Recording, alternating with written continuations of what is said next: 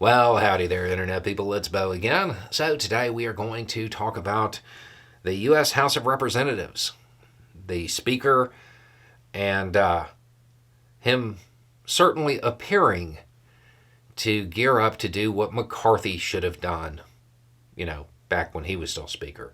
Something that a lot of people said was just flat out inconceivable. Okay, so we have been talking about this on this channel since McCarthy was Speaker of the House.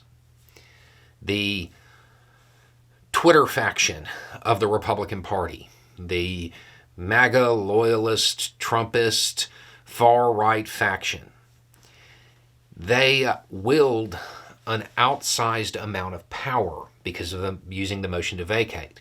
Well, we'll just get rid of the Speaker. Because of that, they can obstruct anything they want and get headlines. The move, if you're the Speaker of the House, is to render them irrelevant.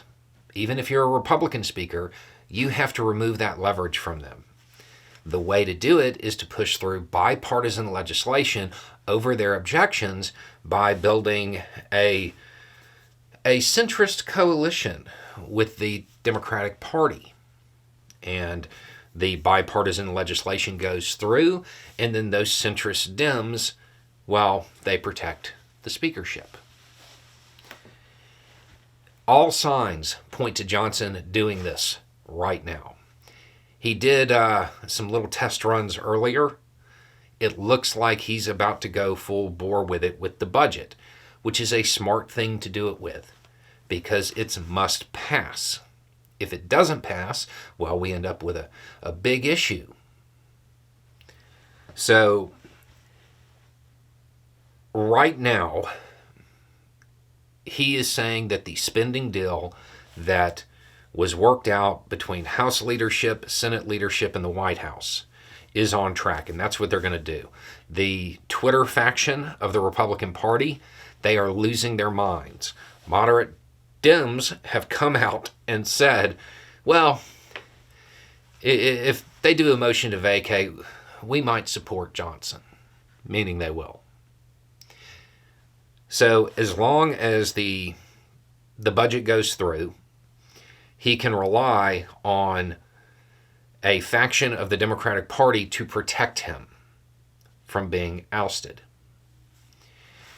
This helps the Democratic Party because it gets a budget through that it doesn't give them everything they want, but it's a good compromise. It's like an actual political compromise. But most importantly, that Twitter faction of the Republican Party that is a thorn in the Speaker's side, well, that's also the committee faction.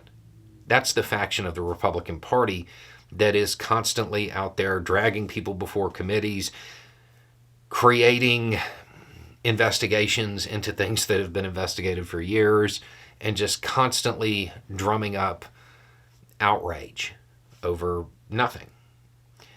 So they get to render that faction of the Republican Party irrelevant. The Speaker gets to bring them back in line and actually lead the Republican Party.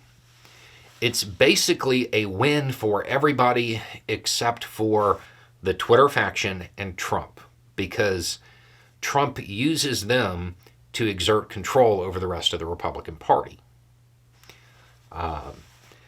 Right now, it certainly appears that Johnson is willing to do what McCarthy was not willing to do. Now, that could change because now that you have members of the Democratic Party saying, yeah, we'll back him, the Twitter faction, they're going to go all in on this. Because by this point, they have to realize what's going on.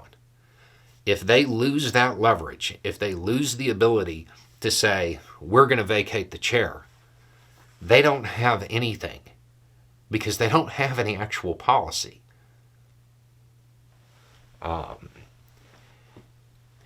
If McCarthy had done this, he'd still be Speaker. So we'll have to wait and see if Johnson sticks to his guns on this one. if he follows through with everything that's indicated, it's going to alter the dynamics within not just the U.S. House of Representatives, but also the Republican Party as a whole. And then as soon as this is over, everybody needs to remember Johnson's not your friend, just to be clear on this. Anyway, it's just a thought. Y'all have a good day.